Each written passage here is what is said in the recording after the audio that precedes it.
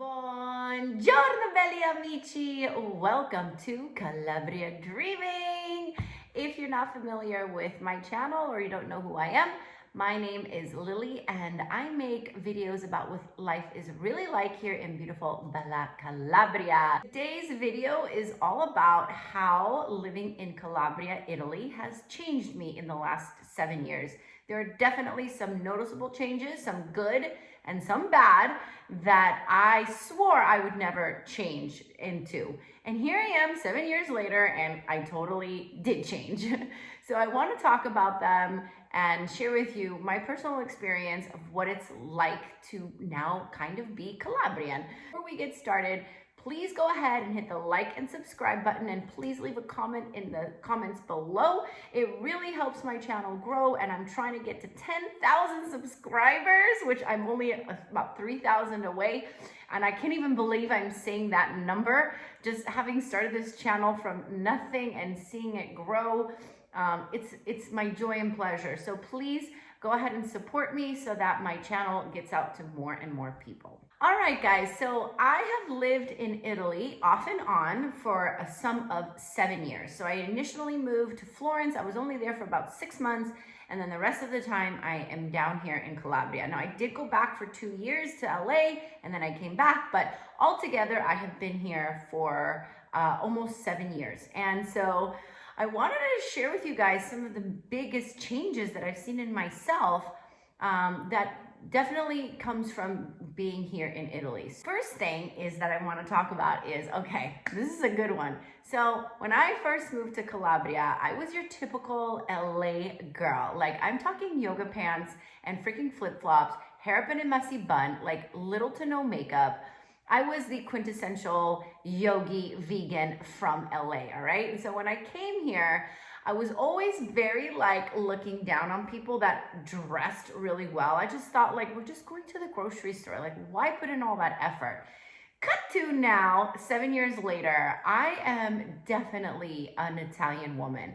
I will not leave the house unless I look pretty much perfect. And the reason for that is, and it's not because I'm afraid to be seen in my natural state, it's because Italians like to put their best foot forward. They like to take care of their appearance, not because they're shallow or super into themselves, but that's just the way Italians are. And I actually now really appreciate it. I think it's important. You know, we clean our cars, we clean our houses, we decorate our homes, we decorate the Christmas tree, we decorate things. But then in America, we kind of just are slobs and we don't care about like our appearance. And I've lived like that, and it's very freeing in that way. But it's nice to see people trying their best, trying to look their best. So now I am definitely much more Italian. I'm not super Italian. Like, I don't have the bracelets, you know, and I do dress appropriately. Like, if I'm just going to the grocery store, I don't mind wearing sneakers. But I definitely, like, I do more hair and makeup.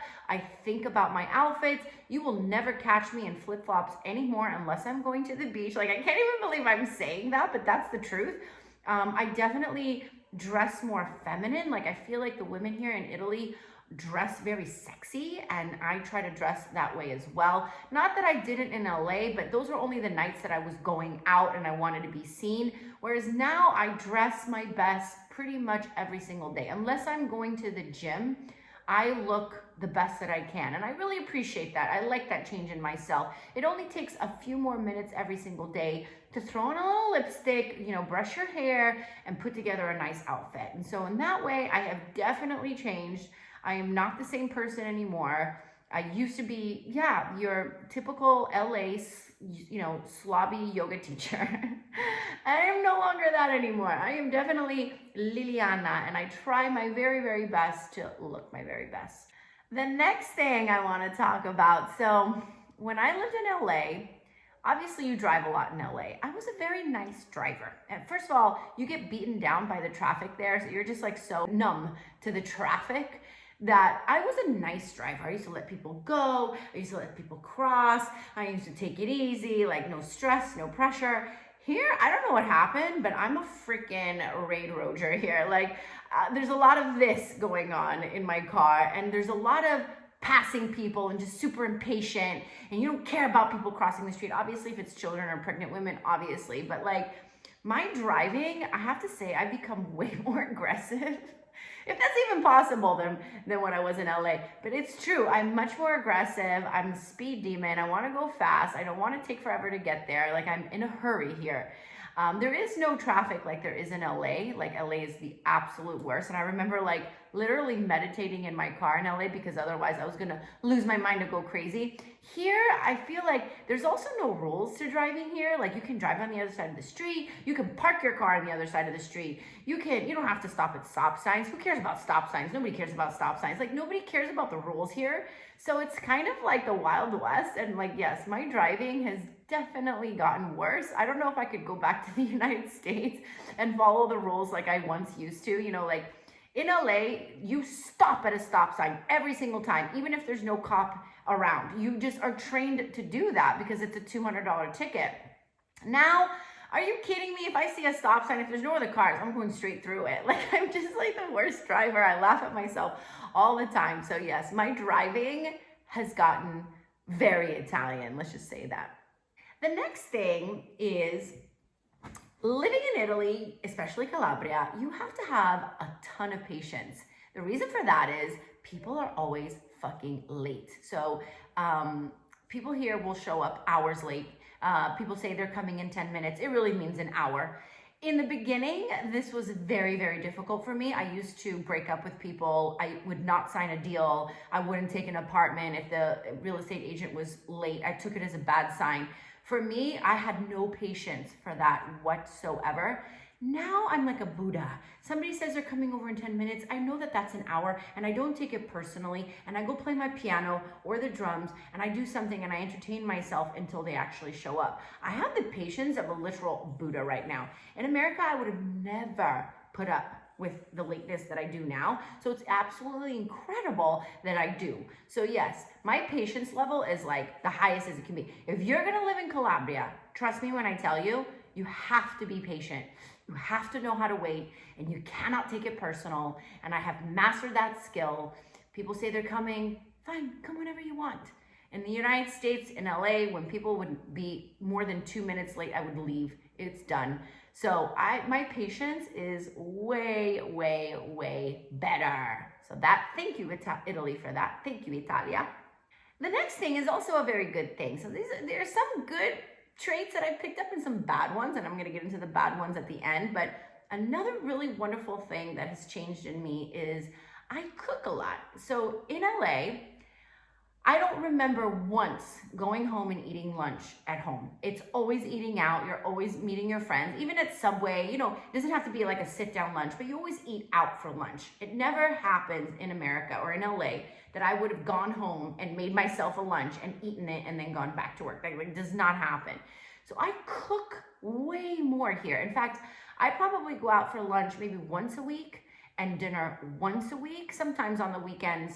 If there's something going on, maybe a little bit more, but I really love cooking now. And I cook for Sunny, and if my boyfriend's over or if my friends are over, I always cook them stuff.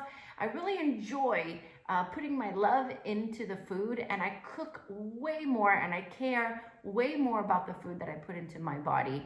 In LA, I just didn't care. It was just like scarfing something down, grab something on the street and just eat it. You're so mindlessly eating there. You're just like a mindless zombie eating.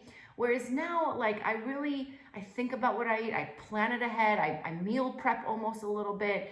We have a sit-down lunch, me and Sunny, every single day. Today, we had a picnic on the beach. I made my little rice and tuna bowl, and I made Sunny a sandwich. So every lunch, I really think about what I'm gonna eat, and I prepare it, and I do it with love for the people that are in my life. And we have a lot of dinners at my house. Like, it's not a big eating out culture, although the restaurants here are obviously amazing. This is Italy. But I'm just saying, like, one thing that I've really noticed is that I really take the time to eat well, and I cook for myself. And I cook for myself at home, even if I'm by myself, which is a big change. I would always go out for dinner, even by myself in LA. I would do it all the time. But here I cook way, way more. And I'm very grateful that I have in personality trait now, that I enjoy cooking. I like having people over. I like having lunches. I care about the food. I think about the food. I'm way more into preparing food. Another really positive thing, and this is from living in Calabria, is the ability to just sit still and not be constantly stimulated. LA is a 24-hour city. It's obviously constantly something going on. You know, stores are open 24 hours a day, gyms are open 24 hours a day. There's always a concert, a club, a restaurant, a park. There's always something going on. And I always needed that stimulation. And I was very bad at being bored, whereas now, like, I have a lot of downtime. Like if my kid goes to school and it's raining out and nobody can hang out, you know, I play the piano, I play the drums, I read a book, I sit, I meditate, I chant, I do my Buddhist thing. You know, I go for long walks with myself. Like I'm way better at sitting still and not needing all the stimulation all the time. And so I'm really grateful. It took me a few years to get to this point where, you know, there's nothing on the horizon. There's nothing coming up. There's nothing to do.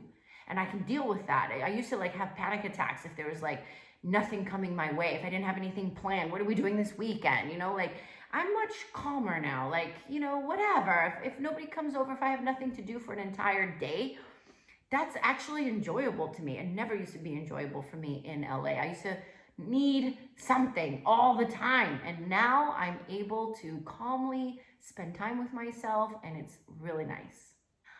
All right, the next two things are considered bad, but it is what it is. It's not just Italy's fault. This happened during COVID. So I used to be a very strict vegan for many, many years, over a decade. I used to be vegetarian for I was vegetarian vegan for 20 years. I didn't eat meat at all, eggs at all, hardly any cheese in those years. And I used to be a non-smoker. Well, all that changed during COVID. I literally thought it was the end of the world. So I started smoking. Okay, that's a very Italian thing, especially here in Calabria. Like every freaking smokes. So I started smoking cigarettes. Okay, it's disgusting and I hate myself, but it's part of the culture here. Literally, mothers breastfeeding are smoking a cigarette. Like people smoke everywhere. There's no smoking and non-smoking section. Like people fucking smoke wherever the hell they want. And I took the habit up. I used to smoke when I was younger, and then I quit when I was like 20. And I was smoke-free up until just a few years ago. And I started smoking again. And to be honest, it helped me get through COVID.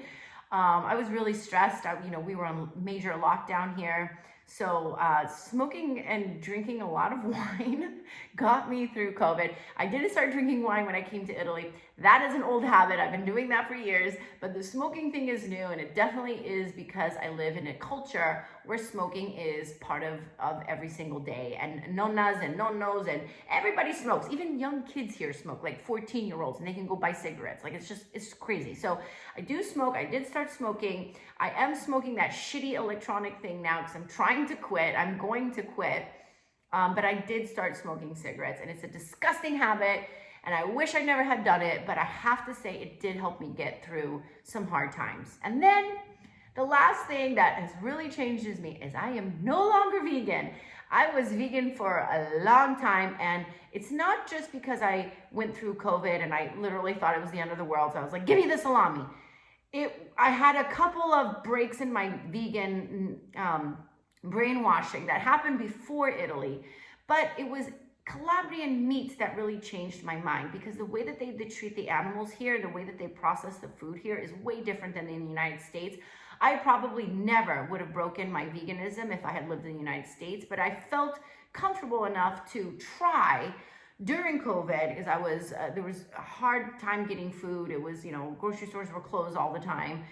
And, you know, a lot of the sausages and salamis and meats come from Calabria, and the cheeses here and the eggs and everything.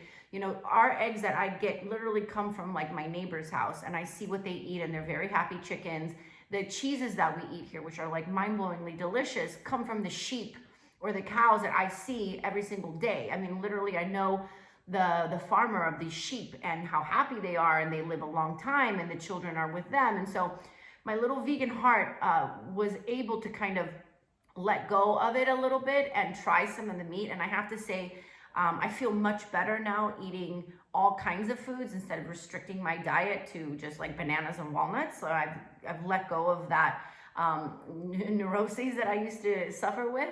And I have to say, I feel a lot better that I do eat meat and that I don't have this crazy eating disorder. Because that's how I would classify myself earlier. I mean, I was fruitarian for almost 3 years. And it's much better to live this way. But obviously, I'm only eating meat that is really good meat. I'm not eating like shit American. I don't even know if you can call it meat or chicken out there, right? So yeah, I definitely went off the deep end during COVID, started smoking, drinking lots of wine, and eating lots of mortadella. It's what got me through, guys. I have to say, mortadella and salami. And I'm happy to say that I really enjoy the way that I eat now. You know, there's so much more variety. Yeah, guys, that's how I've changed in the last 7 years. I'm way better dressed. I am a horrible driver. I have a lot of patience. I am like a freaking Buddha out here. I cook way more and I enjoy it, and I'm so happy that I do. I can be still with myself. I can be alone for a period of time and I thoroughly enjoy it. In LA, I never was like that. I did start smoking and it's disgusting and I really want to quit, but it's impossible because everybody smokes here. And then, yes, I started eating meat and all other good things as well, cheese and eggs and fish and all the stuff. So that's how living here for the last 7 years, I have changed. And I'm sure there's a few other things that I'm kind of a stickler for that I won't change. Like I can never be late. Even if I try to be late, I cannot be late. It's not in my DNA. But maybe one day I'll be one of these Italians that's 3 hours late and I won't have a problem with it. It literally gives me a panic attack if I know I'm making somebody wait for me. I can't deal with it. So hopefully in the future, maybe I'll become more Calabrian. But for now, these are the major big changes. Let me know what you think in the comments below. Please check out my Instagram. It's Calabria_dreaming.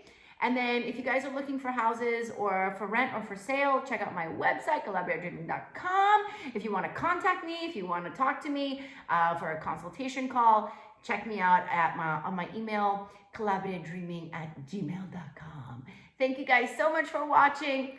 Thank you for all the support, and I hope to see you soon in Bella Calabria.